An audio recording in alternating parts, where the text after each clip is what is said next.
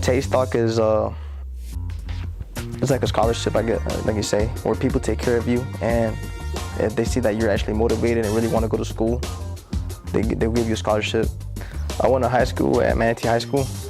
I remember when I was in middle school, my 8th grade year, the teacher that selected me, her name was Miss G. I got selected right away. I mean, when she explained it to me, I wasn't really into it. My mind was in a different mindset. I was just goofing around, not doing the right things in school, but she approached me, came to me and explained to me to think about the future and have, like, be a self-independent person, open-minded about things and options. So she really opened my eyes.